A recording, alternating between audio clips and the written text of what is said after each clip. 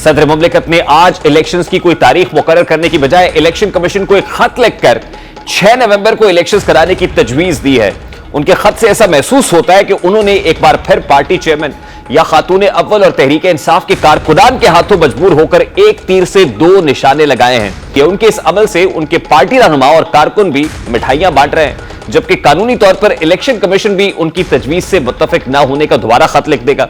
इस तरह इलेक्शंस का मामला एक बार फिर खतों किताबत की नजर होगा, जैसे पंजाब और केपी असेंबलियों के वक्त हुआ।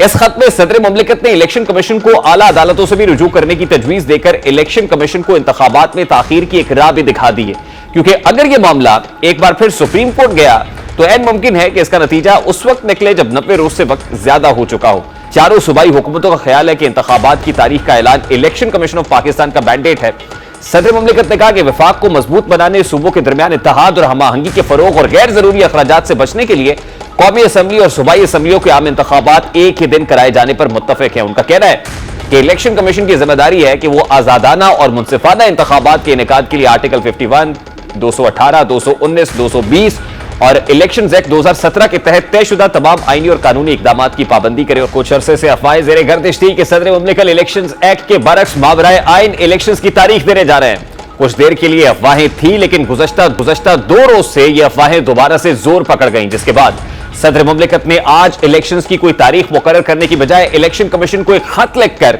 6 नवंबर को इलेक्शंस कराने की तजवीज दी है। उनके खत से ऐसा महसूस होता है कि उन्होंने एक बार फिर पार्टी चेयरमैन या खातून अव्वल और तहरीक इंसाफ के कारकुनान के हाथों मजबूर होकर एक तीर से दो निशाने लगाए हैं।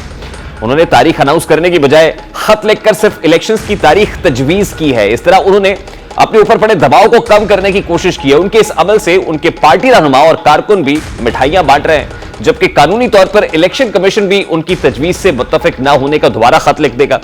इस तरह इलेक्शंस का मामला एक बार फिर खतों किताबत की नजर होगा, जैसे पंजाब और केपी असेंबलियों के वक्त हुआ।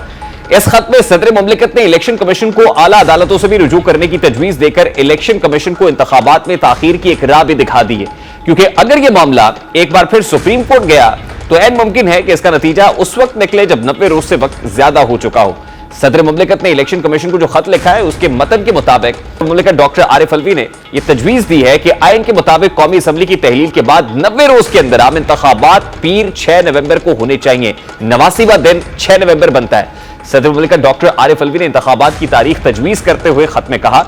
कि 9 अगस्त को वजीर आजम के मशवरे पर कौमी असेंबली तहलील की, लिहाजा आइन के आर्टिकल 48 क्लॉज 5 के तहत सदर का इख्तियार है कि आम इंतखाबात के इनेकाद के लिए असेंबली की तहलील की तारीख से 90 दिनों के अंदर तारीख मुकर्रर की जाए। सदर मुमलिकत ने कहा कि आर्टिकल 48(5) के मुताबिक कौमी असेंबली के लिए आम इंतखाबात की तहलील की तारीख के 89वें दिन यानी पीर 6 नवंबर 2023 को होने चाहिए। उन्होंने कहा कि आईनी जिम्मेदारी पूरी करने की खातिर चीफ इलेक्शन कमिश्नर को मुलाकात के लिए मुद्दू किया गया ताकि आइन और उसके हुक्म को लागू करने का तरीका वज़ा किया जा सके, लेकिन चीफ इलेक्शन कमिश्नर ने जवाब में बरक्स मौक़िफ़ इख्तियार किया कि आइन की स्कीम और फ्रेमवर्क के मुताबिक यह इलेक्शन कमीशन का मैंडेट है। चीफ इलेक्शन कमिश्नर को सदर मुमलिकत ने कहा है कि अगस्त में मरदमशुमारी के इशात के बाद हल्का बंदियों का अमल भी जारी है और आइन के आर्टिकल 51 क्लॉज 5 और इलेक्शंस एक्ट सेक्शन 17 के तहत यह एक लाजमी शर्त है। चारों सूबाई हुकूमतों का ख्याल है कि इंतखाबात की तारीख का ऐलान इलेक्शन कमीशन ऑफ पाकिस्तान का मैंडेट है।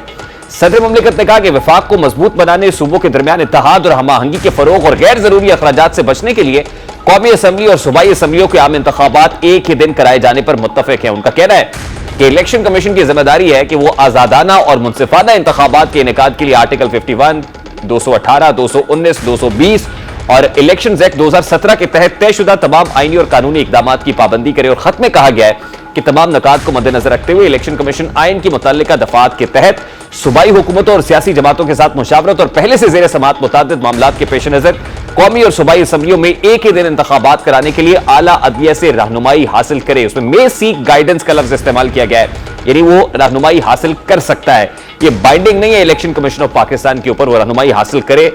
सुपीरियर जुडिशरी से या ना करे। अब सिकंदर सुल्तान राजा साहब की कोर्ट में बॉल फेंकी है सदर मुमलिकत की तरफ से। अब इलेक्शन कमीशन ऑफ पाकिस्तान इस पर कैसे रिस्पॉन्ड करता है, क्योंकि ये एक एडवाइजरी सा लेटर वादी नजर में दिखाई देता है कि जिसमें एक सजेशन सी है, ये सजेस्टिव मेजर है जो सदर मुमलिकत ने लिया है। इसके ऊपर कोई बाइंडिंग नहीं है कि चीफ इलेक्शन कमिश्नर इसका कुछ जवाब दे, और ये कोई बाइंडिंग नहीं है कि वो सुपीरियर जुडिशरी से राब्ता भी करे।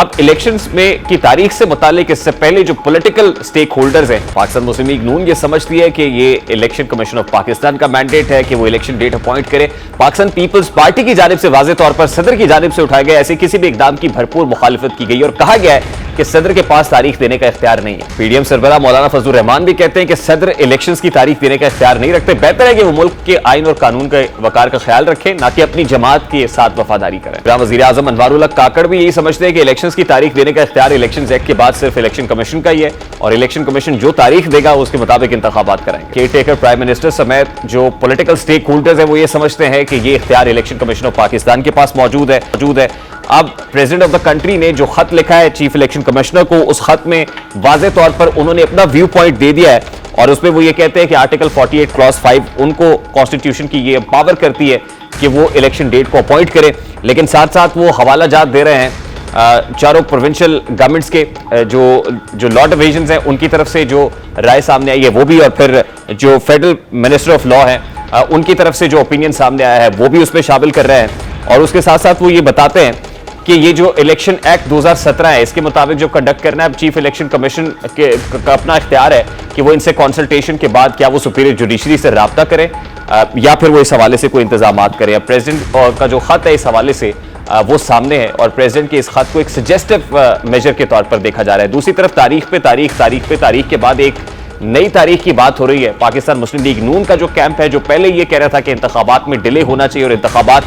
फरवरी में होते हुए दिखाई दे रहे हैं। अब मुस्लिम लीग नून के कायद जब मुल्क से बाहर गए तो उस वक्त भी एक वावेला हुआ कि किस तरह से गए हैं और फिर कुछ लोगों ने कहा कि ये जो गारंटी है वो शहबाज शरीफ की गारंटी और 50 रुपए की स्टाम्प पेपर है। देखते ही देखते 4 बरस गुजर गए लेकिन वो वतन वापस लौट कर नहीं आए। अदालतों की जानिब से उन्हें इश्तिहारी तक करार दिया गया, एब्सकॉन्डर करार दिया गया। इस दौरान कोई भी महीना ऐसा नहीं गुजरा जब मुस्लिम लीग नून की क़यादत की जानिब की वापसी की तारीख ना दी गई हो। हर महीने 2 महीने बाद एक नई तारीख दी जाती है और पूरी जिम्मेदारी से बताया जाता है कि इस बार तो नवाज शरीफ वापस आएंगे, लेकिन आज के दिन तक सिर्फ तारीखें ही बदली, नवाज शरीफ के इरादे नहीं बदले। इस बार लंदन में एक अहम मीटिंग जिसमें साबिक वजीर दिफा, साबिक वजीर आजम नवाज शरीफ और मलिक अहमद खान जैसे सीनियर लीगी रहनुमाओं के साथ मुशावरत के बाद नवाज शरीफ ने वतन वापसी की एक नई तारीख दी है।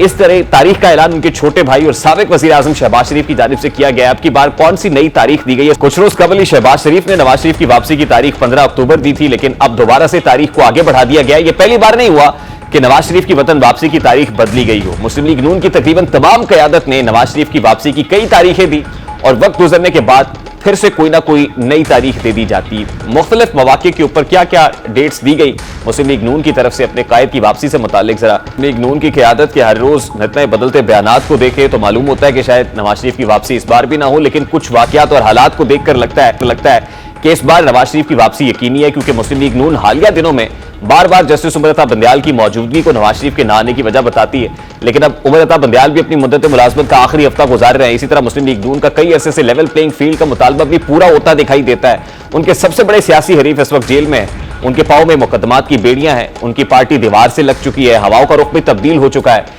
शहबाज शरीफ की 1.5 बरस की इत्तेहादी हुकूमत के बाद में निगरां हुकूमत में मुस्लिम लीग नून से ताल्लुक रखने वाली शख्सियात की शमूलियत भी इंदिया दे रही है कि नवाज शरीफ को न सिर्फ लेवल प्लेइंग फील्ड मुहैया की गई है बल्कि मैदान भी खासा सजा कर दे दिया गया है।